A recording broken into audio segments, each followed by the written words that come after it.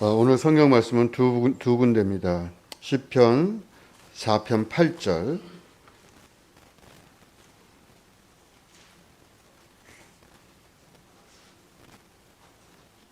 내가 평안히 눕고 자기도 하리니 나를 안전히 살게 하시는 이는 오직 여호와이시니이다. 한 구절 더 읽겠습니다. 시편 131편 2절. 실로 내가 내 영혼으로 고요하고 평온하게 하기를 젖된 아이가 그의 어머니 품에 있음 같게 하였나니 내 영혼이 젖된 아이와 같도다. 아멘. 오늘은 온유샘 특송 읽겠습니다.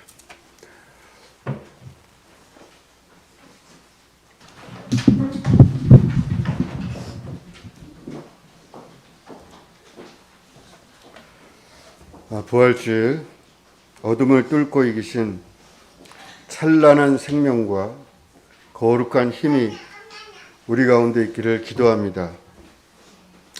부활절은 가장 위대한 기독교 절기입니다. 우리가 이렇게 주일에 모이는 것도 금요일에 십자가 고난을 받으시고 사흘 만인 주일 새벽에 부활의 소식을 듣게 되었기 때문입니다. 부활은 승리의 소식입니다.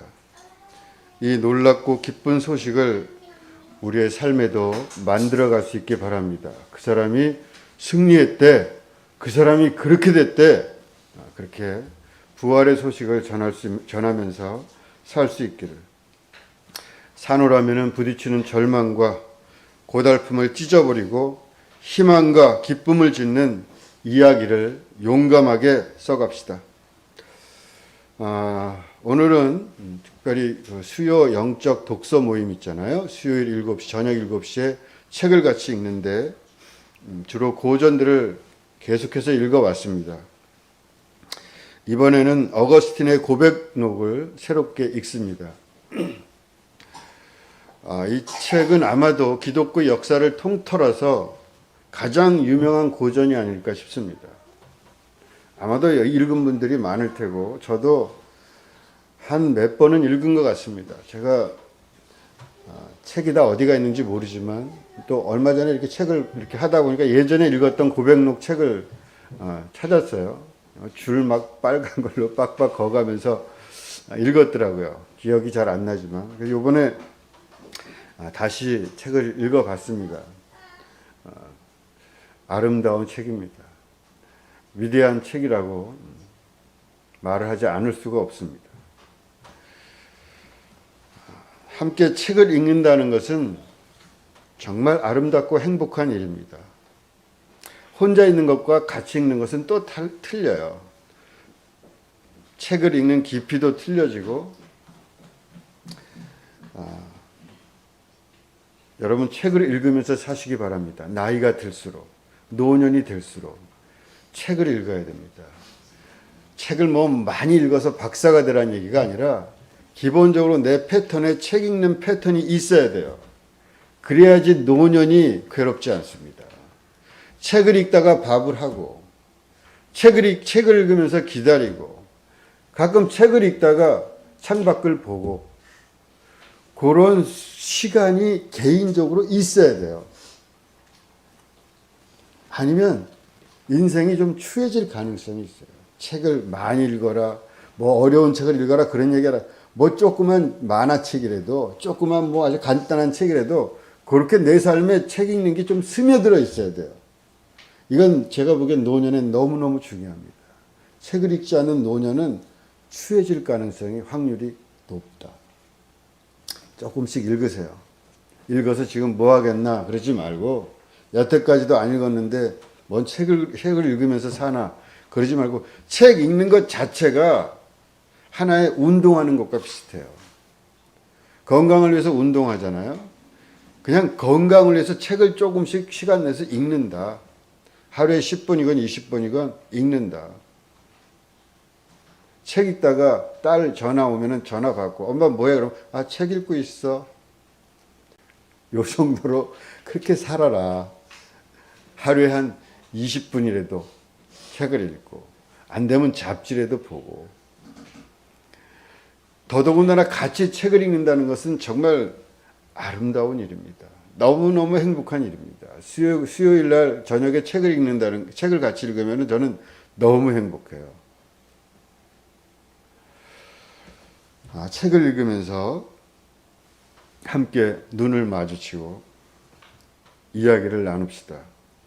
오늘은 그래서 수요일부터 시작하는 고백록 독서 모임에 많은 분들이 함께 했으면 좋겠다 하는 마음으로 이 책 어거스틴의 고백록의 몇 구절을 읽어드리려고 합니다. 저는 이제 고전, 특히 영성 서적이나 이런 것들을 읽으면은 야, 어떻게 이렇게 쓰지? 그런 대목이 많아요. 야, 이 사람 약간 외골수 아닐까? 너무 꼴통하니까 하나님께 뭐 이런 식으로 표현한단 말이야. 거의 이거는 뭐 너무나 가슴이 뜨거워요. 그냥 하나님을 사랑하는 마음이 너무너무 커가지고 야, 뭐 이런 식으로까지. 응? 그러니까 제가 이렇게 읽으면서 이거는 외골수고 자기 신앙에 너무 빠져 있다. 그런 느낌을 지울 수가 없는데, 그러나 그런 구절들은 그 시대의 산물이에요. 또 그런 경험의 산물이고, 그러니까 어거스틴의 고백록도 시대적인 한계가 있습니다. 여러분이 한계를 부정하면은 책을 못 읽어요. 성경도 마찬가지입니다. 성경은 완벽한 책이냐? 절대로 그렇지 않습니다. 만약에 성경이 완벽한, 문자적으로도 완벽한 책이다. 그러면은 그 사람은 성경을 잘 읽을 수가 없습니다. 그 모든 시대적 한계를 내가 인정하고 나서 성경을 읽을 때 성경의 많은 것들을 내 가슴으로 읽어낼 수가 있습니다.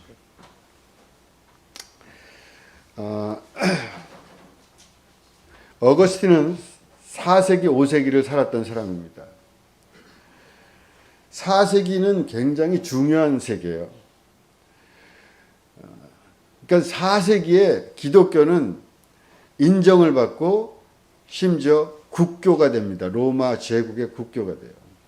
4세기 초에 313년에 331년인가 13년인가 헷갈려요.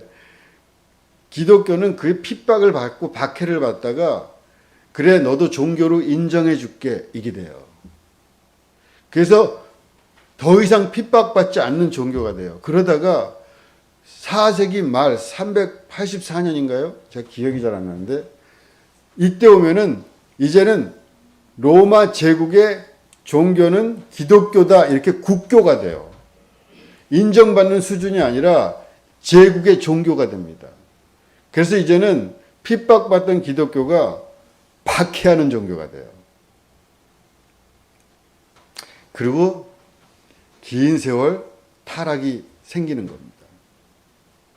그러니까 그렇게 기독교가 득세하던 시대에 모든 세계가 기독교라고 감히 말할 수 있는 모든 사람이 믿는 시대에 기독교의 오만함은 하늘을 끓죠. 하나님 그러면 그냥 모든 사람이 지금은 다원주의 시대 아니에요, 우리는. 그렇잖아요? 모든 것들을 약간 상대화시키는 시대 아닙니까? 어떤 것이 하나가 절대다. 이것을 인정할 수 없는 시대죠. 그거를 인정할 수 있습니까? 그건 자기 세계에서나 인정이 그럴지 모르지만 객관적으로 어떤 게 하나의 절대라는 것을 인정하지 않는 포스트 모던 시대는 상대적인 시대예요. 상대적으로 다원주의라는 게 영어로 플루럴리즘이라고 그럽니다. 플루럴이 뭐예요? 싱구랄. 복수예요, 복수. 그렇잖아요? 복수를 인정하는 시대예요. 플루럴하게 포인트가 있다는 거예요. 진리도 플루럴하다는 겁니다. 하나만 진리다 그런 건 없다는 거예요. 여러 개가 다 진리일 수 있고 진려야 된다. 그런 것이 다원주의 아닙니까? 근데 완전히 하나의 세계에 있는 사람들의 세계에서 살았던 어거스틴이 그 모든 것들을 완벽하게 지금 21세기에 맞춰서 읽을 수는 없죠. 그러니까 그런 한계를 갖고는 있지만 그건 성경이건 바울이건 우리가 이렇게 추앙하는 바울, 루터 다 마찬가지예요. 한계가 있습니다. 시대적 한계가 있고 자기 공간적 한계가 있는 거예요. 그런 것들을 항상 염두에 두고 책을 읽어야지, 그래야지 좋은 것을 빼낼 수 있다. 그걸 아니면 이거 뭐 이런 소리를 해 지금? 이거 우리한테 맞아? 이런 식으로 책을 읽으면은 정말 거기에 중요한 핵심을 놓쳐버릴 수도 있다. 한계를 인정하는 것은 책을 잘 읽기 위한 전제입니다. 한계를 인정하지 않는 것은 책을 존중하는 것이 아니라 책을 절대화한다는 것은 성경을 절대화가지고 문자 하나에 오류가 없다는 것은 절대로 성경을 존중하는 것이 아닙니다. 그것은 성경을 잘 읽지 못하게 합니다. 하여간 시공의 한계가 있죠. 모든 책이 다 마찬가지입니다.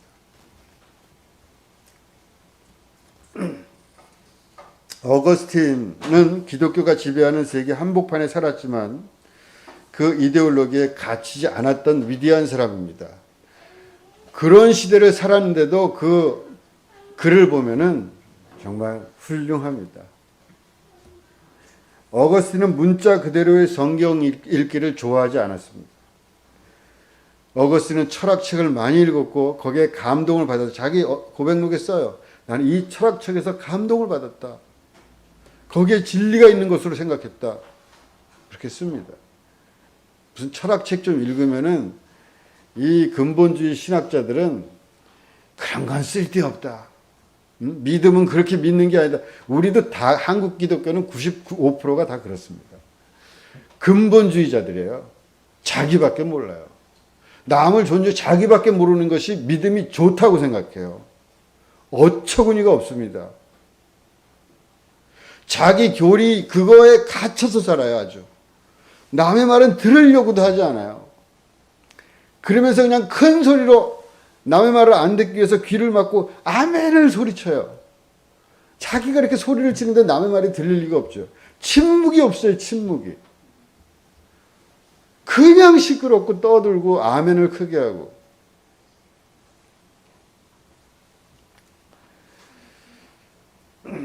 어거스틴이 태어난 해는 4세기 중반 354년입니다. 354년에 태어나서 회심, 그 유명한 회심은 32살에 합니다. 그때 어거스틴이 태어나요. 진짜 어거스틴.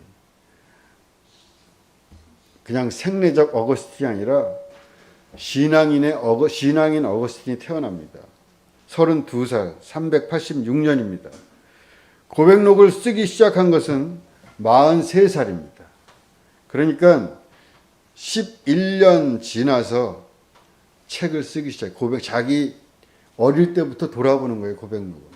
어릴 때부터 어디서 태어나고 어떻게 자랐고 무슨 공부를 했고 부모는 어땠고 돌아보는 그 고백록인데 43살에 쓰기 시작해서 46살 40대 중반에 고백록을 썼습니다. 책이 나온 것은 400년입니다. 5세기가 시작되는 400년. 박해 시대가 끝나자 사람들 신앙이 해이해졌습니다. 왜 고백록을 썼을까? 진짜 믿음이 뭔가? 그냥 믿는다는, 그냥 교회 다닌다는 거 말고 우리가 여기서 볼 때 저 사람이 진짜인가 가짜인가? 몇 명 진짜는 안 되잖아요.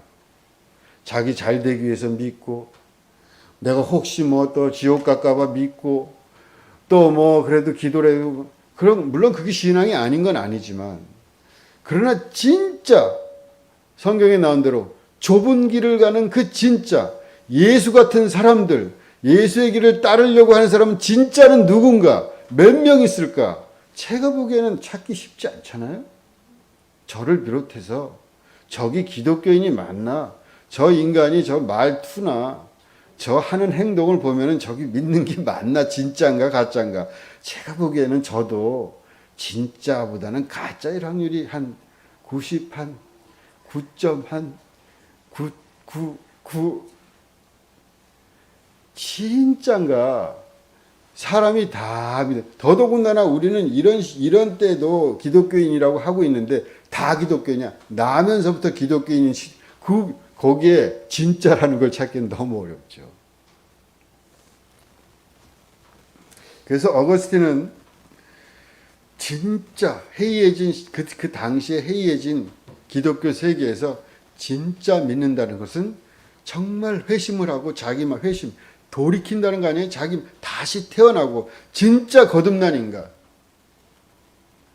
그 사람이 누구인가를 그렇게 말하고 싶었던 것 같습니다. 또 고백록에서 가장 중요한 것 중에 하나는 고백록은 자기 인생을 쭉 내려오지만 자기가 공부했던 것, 자기가 생각했던 것을 계속해서 씁니다. 그래서 신학적 견해를 밝혀요. 나는 이렇게 생각을 했다. 나는 왜 이럴까를 질문했다. 도대체 왜 이런 것인가? 기독교 신학이 맞는 것인가? 그런 것들에 대한 사투를 벌여요, 정말.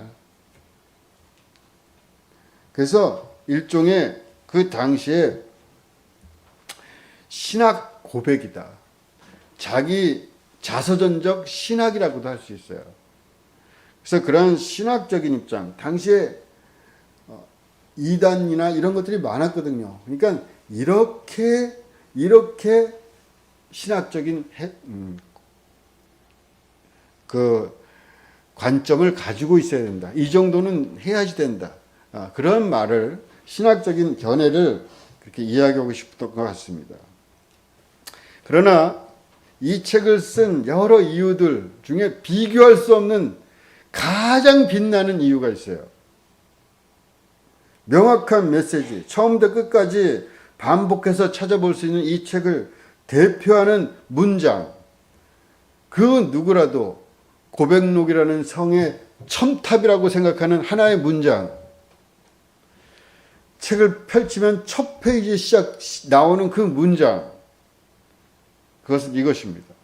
당신은 우리를 당신을 향하여 살도록 창조하셨으므로 우리 마음이 당신 안에서 안식할 때까지 편안하지 않습니다.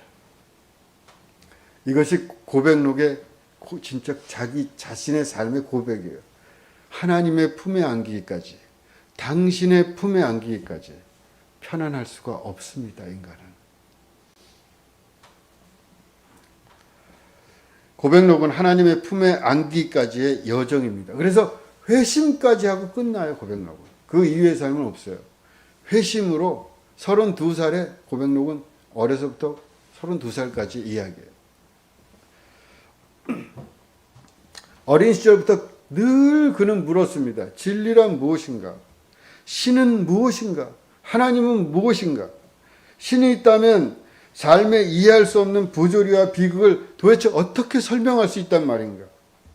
과연 기독교의 유일신은 정당한가? 항상 묻고 생각을 했습니다. 묻는다는 것은 무엇일까요? 저는 묻는다는 것은 깊이 파본다는 것과 비슷하다고 생각해요. 물으면서 알아가는 거예요. 파고 파는 거예요. 도대체 왜 믿어야 돼? 왜 교회를 다녀야 돼? 왜 그 하나님이라 돼? 물어야 돼요. 물어야 회심이 나오는 거예요. 진짜 회심은. 묻지 않는 회심은 물론 그것도 회심이겠지만 그 물음이 없어는 안 돼요. 왜냐하면 깊이가 상실됩니다. 어거스틴은 깊은 곳까지 파고들었습니다. 물음이 막히는 곳은 깊이가 없는 곳입니다. 한국 기독교는 물음이 사라진 교회입니다. 물으면은 믿음이 없다 그래요. 묻는 사람은 감히 묻지를 못해요. 도대체 하나님이 이건 말이 안 되지 않나요? 질문을 못해요. 눌러 그냥. 묻지 마. 묻지 마 신앙. 그러니까 천박하죠. 얕습니다. 대답으로만 도배가 돼 있어요. 물음이 없어요. 물음이 중요할까요? 대답이 중요할까요? 대답은 찍어 누르려고 그래요. 이거야 끝났어. 대답은 없습니다. 인간에게. 묻고 새롭게 묻고 다시 다른 답이 나오고 또 묻고 답이 그 과정에 불과한 거예요. 하나님도 마찬가지입니다. 하나님도 과정 중에 있는 거예요. 답이 아닙니다. 인간은 또 묻고 또 새로운 하나님을 발견하고 또 새로운 하나님을 발견하고 그렇게 하는 겁니다. 정해진 하나님은 하나님이라고 할 수가 없어요. 모든 것을 정해진 어떤 문장이나 경험으로 환원해 버려요. 대답만 하고. 우리의 깊은 어떤 곳, 그곳에서 우리는 무엇을 만나게 될까요? 우리 안에 깊은 동굴을 조심스럽게 들어가 봅시다. 우리의 이성과 감정, 그리고 우리의 기도를 통해서 깊이 내 안에 깊은 곳, 이건 연습이 필요해요, 여러분. 깊은 곳은 그냥 한꺼번에 팍 들어갈 수 있는 게 아닙니다. 묻고 대답하고 하는 과정 속에 강해진 자만이 깊은 곳으로 조금씩 들어갈 수 있는 거예요. 묻지 않는 자는 깊은 곳을 들어갈 엄두를 못 내요. 이 사람은 깊은 곳을 찾아 흙을 파지 못합니다. 그냥 누가 줘야 돼요. 이거야. 그냥 그리고 굴욕적으로 받아야 돼요. 우리의 기도를 타고 들어가 봅시다. 그 안에 흉측한 괴물이 있을까? 아니면 예쁜 천사가 있을까? 어거스틴은 등불을 들고 자기의 깊은 곳으로 들어갔습니다. 종교란 무엇일까? 종교는 질문을 대답해가는 과정입니다. 종교는 어떻게 해서 생겼을까? 물으면서 생긴 거예요. 묻지 않는데 종교는 있을 수가 없어요. 그 물음이라는 게 인간의 탁월성 아닙니까? 왜 이럴까? 왜 죽을까? 왜 이런 일이 벌어질까? 도대체 이런 부조리한 일들이 왜 우리 가운데 벌어질까? 이걸 어떻게 설명할 수 있을까?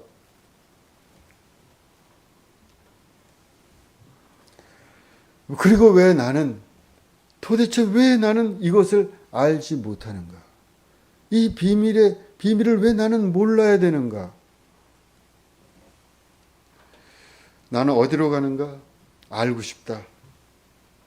그 목마른 질문들로 인해서 인간은 다른 모든 피조물들과 구별되는 차원을 가집니다. 그 배고픔은 계속됩니다.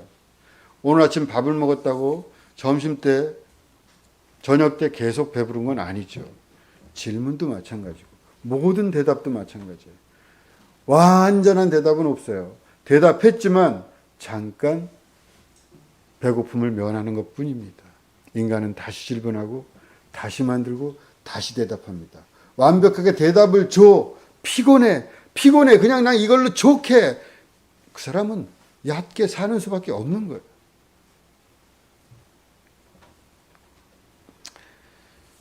과연 우리가 산다는 것은 무엇인가? 우리를 이렇게 랩으로 이렇게 감잖아요. 랩으로 사람을 그냥 똘똘 감아가지고 옴짝달싹하게 못하는 이 우리의 운명. 이 운명과 우리는 어떻게 대면해야 될 것인가? 무릎을 꿇고 어떤 종교나 집단의 말에 순종할까? 아니면 알 게 뭐냐면 냉소적으로 코웃음 치면서 그냥 살면 되지?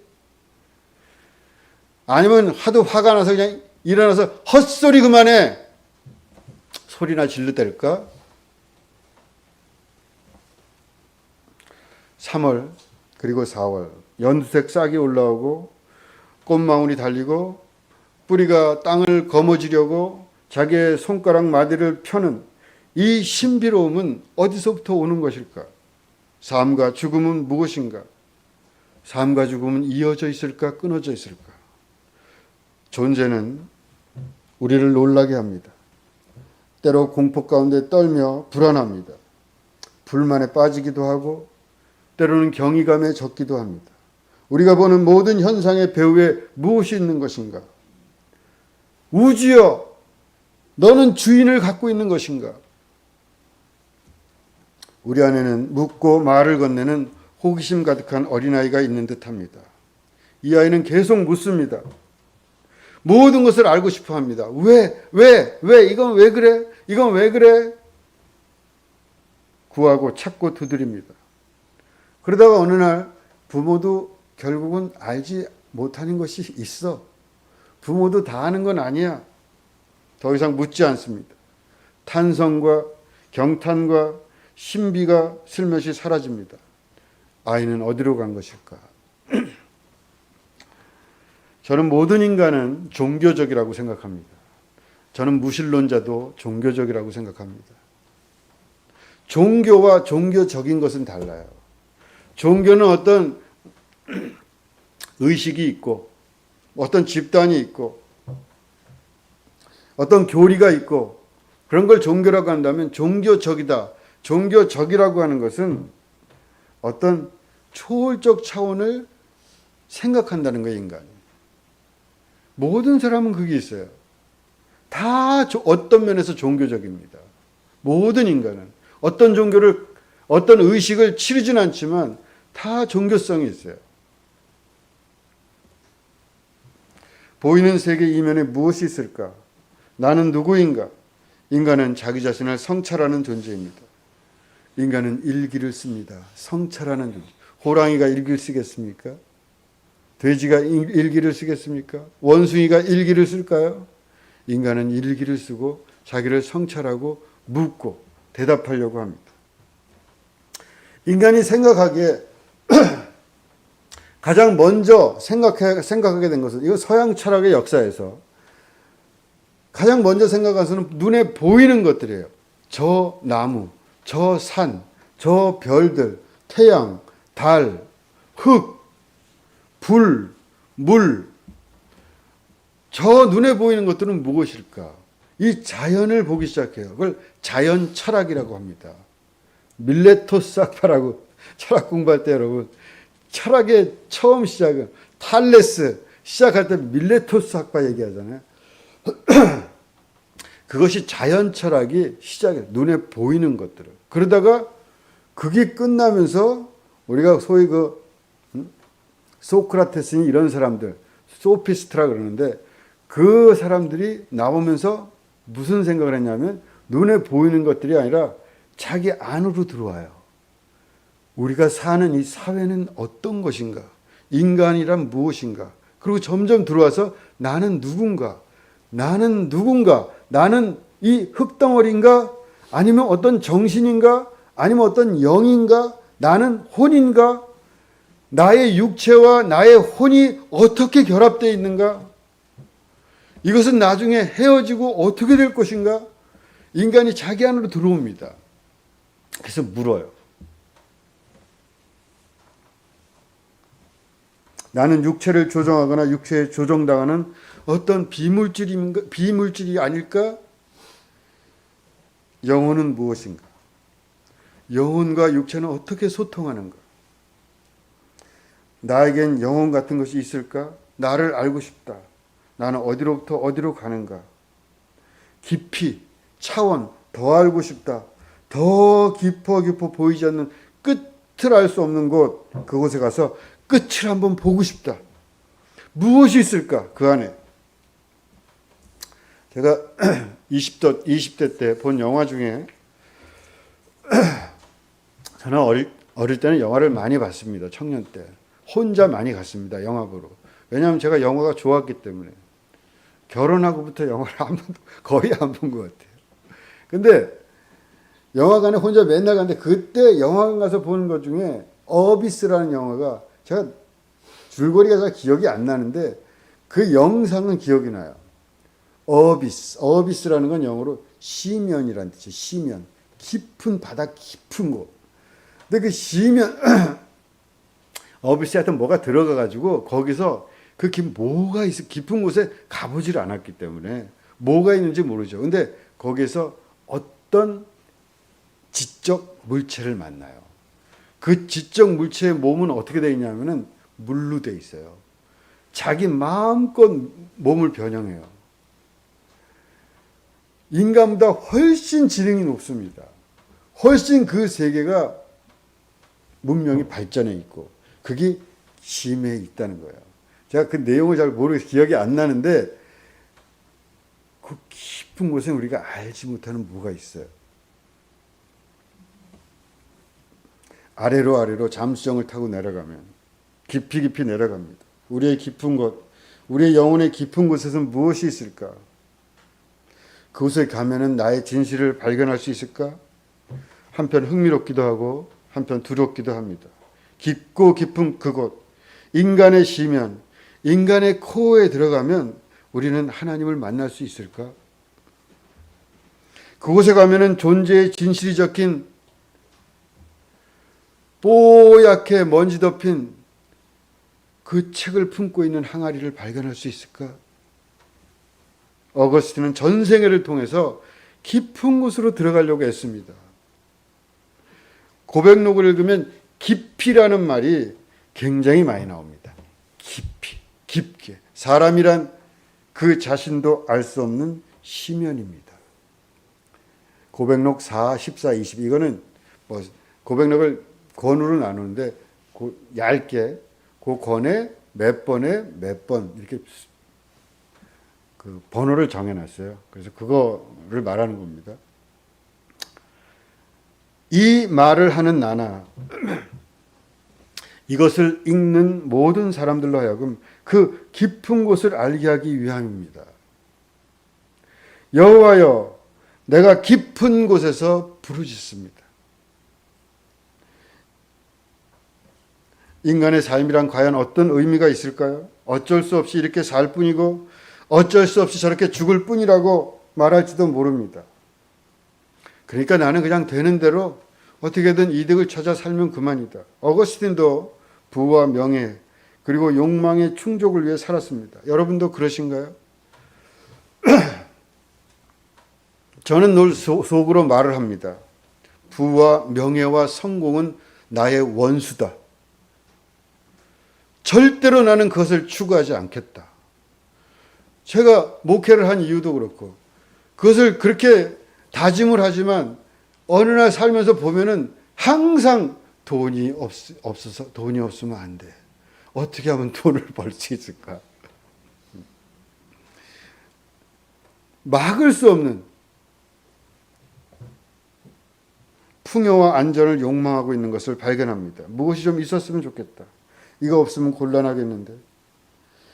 또 우리는 끊임없이 누구의 인정을 받고 싶어요. 그러나 여러분, 누구의 그 유명한 철학자의 말 맞다나 타인은 지옥입니다. 어떤 면에서. 인정받으려고 너무 하지 마세요. 인정받으라는 사람은 자기를 살 수가 없어요. 그래서 행복할 수가 없습니다. 너무 인정을 갈망하면은 자기 자신으로 살 수가 없어요. 불행합니다. 인정받으려고도 너무 하지 마십시오. 여러분, 가장 불행한 자가 될 수 있습니다. 인기와 평판을 사랑하는 자는 불행합니다. 어거스틴은 영혼의 깊은 곳에 들어가 자신이 꿈꾸던 모든 좋아 보이는 것들이 진정한 행복을 주지 않는다는 것을 깨달았습니다. 여러분, 건강을 자랑하지 마십시오. 건강하지 않은 사람도 사는 것입니다. 내가 예쁘다고 자랑하지 마십시오. 키 크다고 절대 자랑하면 안 됩니다, 여러분. 작은 사람도 살고 있고 큰 사람도 사는 것입니다. 아름다움을 자랑하지 마십시오. 자식을 자랑하지 마십시오. 자랑을 가지고 살맛을 느끼는 사람은 자기의 존재의 깊이로부터 살 수가 없습니다. 늘 들뜨게 돼 있어요. 그것으로 우리가 진정한 평화를 얻을 수가 없습니다. 그런 사람은 병난 부자와도 같습니다. 이 병난 부자는 건강한 노예가 언제나 되고 싶어요. 그런 인생을 살아서는 안 돼요. 웃으면서 가난해도 아파도 자기 삶을 아름답게 가꾸면서 멋지게 나를 살면 그만인 거예요. 무엇을 너무 갈망하지 마세요.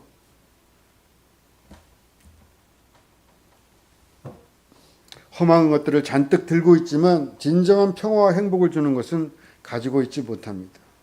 으쓱했던 어깨의 뽕과 모든 즐거움은 너무도 빨리 꺼질 것입니다. 웃음과 쾌락을 담고 있던 육신은 잠시 후, 정말 아주 잠시 후 화장지로 가서 재가 되거나 땅에 묻혀 구더기가 득실거리는 썩은 무엇이 될 것입니다. 어거스틴은 얄팍하고 거짓된 행복이 아니라 깊고 진실한 영원한 행복을 원했습니다. 우리는 깊이로부터, 존재로부터 행복할 수 있을까요? 어거스틴이 파고 파서 그래서 찾아낸 것이 무엇인가? 어거스틴이 파고 파서 찾아낸 것이 하나님입니다.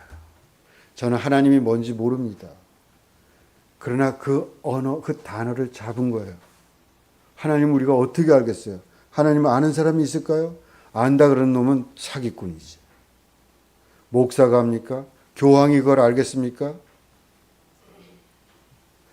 어떤 이단의 교주가 그걸 알까요?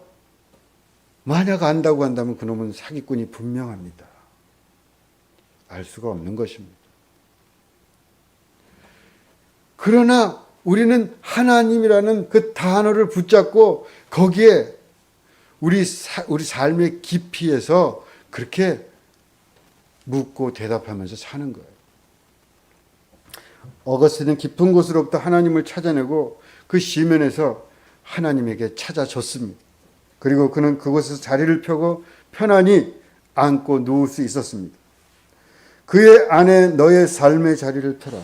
내 영혼아, 내가 가진 모든 것을 그에게 맡겨라. 너는 너 자신으로 돌아가게 될 것이다. 제가 고등학교 때 산악부 애들이랑 등산을 갔어요. 그때 처음 바위를 타봤습니다. 그 이후에 바위를 물론 타본 적이 없지만 산악부 애들이, 제가 운동을 잘하고 그런 체조 같은 걸 했기 때문에 이게 날렵했거든요.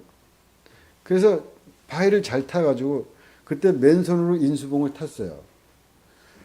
그러니까 그냥 그 장비를 다 갖추고 타는 게 아니라 그 타는 코스가 있어요. 인수봉도 쉬운 코스가 있어요, 좀. 근데 그 코스로 올라가서 인수봉을 탔는데, 아, 너는 소질이 있다.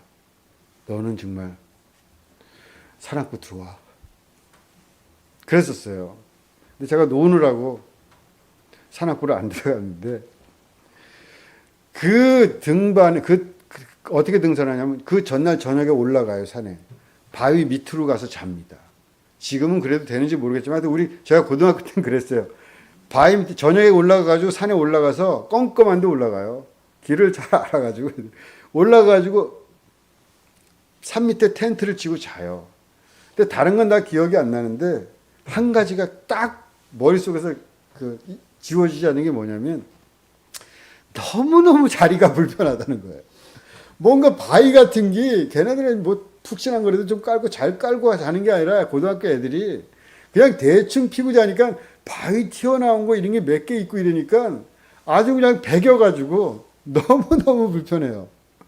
그 기억이 잊혀지지 않아요. 좁은 텐트, 몸도 제대로 움직일 수도 없는 데서 몇 명이 같이 자는데 밤새도록 고통스러웠습니다. 여러분, 편안하려면 자리를 잘 잡아야 돼요. 어거스틴은 하나님 안에서 자리를 잡으라고 말합니다. 하나님 안에서 자리를 펴라. 너의 마음으로 돌아가 너를 만드신 그분을 굳게 붙들어라. 그분 안에 거하라. 그러면 너는 굳게 서 있게 될 것이다. 그분 안에서 쉬어라. 그러면 너는 편히 쉼을 얻을 것이다. 인생들아, 어느 때까지 나의 영광을 받고 욕되게 하며 헛된 일을 좋아하고 거짓을 구하려는가? 여호와께서 자기를 위하여 경건한 자를 택하신 줄 너희가 알지어다. 내가 그를 부를 때 여호와께서 들으시리로다. 주께서 내 마음에 두신 기쁨은 그들의 곡식과 새 포도주가 풍성할 때보다 더하니이다. 내가 평안히 눕고 자기도 하리니 나를 안전히 살게 하시는 이는 오직 여호와이시니이다. 제가 오래전에 TV를 하나 봤는데 닭이 있는데 뼈마리가 요만한 것들이 그냥 쫄쫄쫄 따라다니는데 갑자기 뭐가 나타나는지 어미 닭의 그 품속으로 다시 날개 밑으로 싹 들어가는데 제가 보기엔 최소 10마리. 그러니까 들어간 것 같지가 않아. 딱 이렇게 하고 닭이 있는데 쏙쏙쏙쏙 막 들어가는데 사라졌어요, 그냥. 그렇다고 닭이 막 이렇게 부푼 것도 아닌데 어디로 숨어 들어가는지 그냥 그 품에다. 그러더니 얼굴을 삑삑삑삑 이러대 내밀어. 이야. 우리 주 하나님이시여, 당신의 날개 밑에서 우리가 바라보고 있사오니 우리를 보호하시고 우리를 안고 가소서. 어미닭의 날개가 없다면 병아리는 얼마나 위태합니까? 갈 집이 없다면 우리는 얼마나 슬프겠습니까?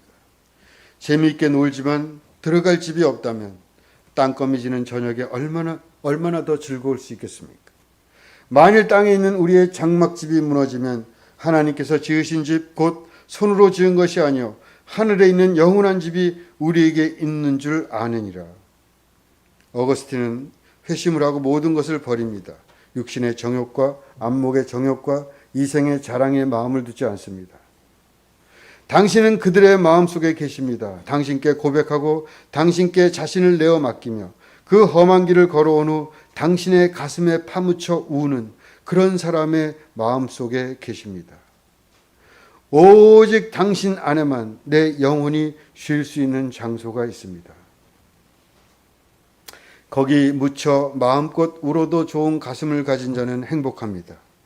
열등감이나 우월감에 취하고 불안과 회의에 시달리며 늘 목마르게 구하는 세상에서의 불안한 안전에서 벗어나 얼마든지 맡기고 안길 크고 넉넉한 가슴을 가진 자는 복이 있습니다. 그 품에 안겨 세상이 줄 수 없는 말로 닿을 수 없는 평화를 존재의 깊은 곳으로부터 느낄 것입니다. 존재의 밑바닥, 그곳에 그 맑고 시원한 샘이 있었던가, 기쁨과 감격의 눈물과 탄성, 번쩍이거나 화려하지 않아도 무엇과도 바꿀 수 없는 나만의 평화로운 자리에 다다른 것입니다. 내가 당신을 섬기고 예배함은 당신이 그것을 필요로 해서가 아닙니다. 당신을 섬기고 예배함은 당신으로 말미암아 내가 행복하게 되기 위함입니다. 내가 당신으로 말미암아 존재하게 되었으니 당신으로 말미암아 행복하게 됨은 당연한 일입니다. 오늘 우리는 이렇게 홀리 플레이스, 신성한 장소, 교회 신성한 장소 아닙니까? 성전을 향해 왔습니다. 이 성전에 와서 우리는 지성소, 신성한 중에도 신성한 The Holy of Holiness, 지성소, The Most Holy Place, 지성소라 그러잖아요. 우리의 깊은 곳으로 들어갑니다. 그곳은 하나님이 계신 곳입니다.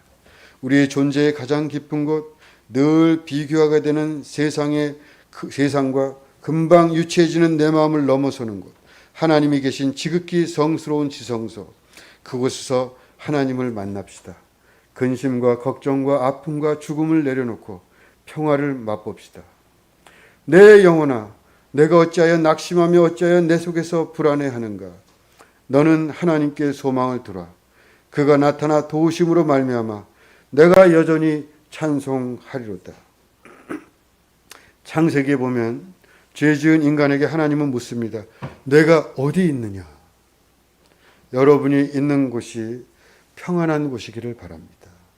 평안한 곳에 자리를 펴세요. 오늘 성경 말씀, 실로 내가 내 영혼으로 고요하고 평온하게 하기를 젖된 아기가 그의 어머니 품에 있음 같게 하였나니 내 영혼이 젖된 아이와 같도다. 아멘. 잠깐 묵상하겠습니다.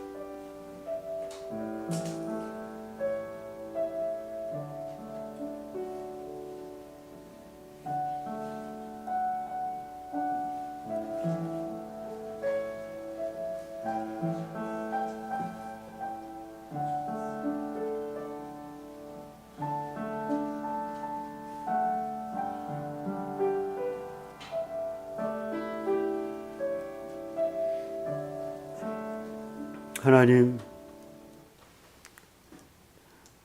안에서 나의 자리를 펴니다. 이곳에서 눕고, 이곳에 앉고, 이곳에서 생각하고, 걱정하지 않고, 근심하지 않고, 초조해하지 않으면서 살아가겠습니다. 주님 함께하여 주시옵시고, 가슴속에 하나님이 변치 않고 늘 나를 품어 주시옵소서. 예수 그리스도 이름으로 기도합나이다. 아멘. 좋으신 하나님 부를 때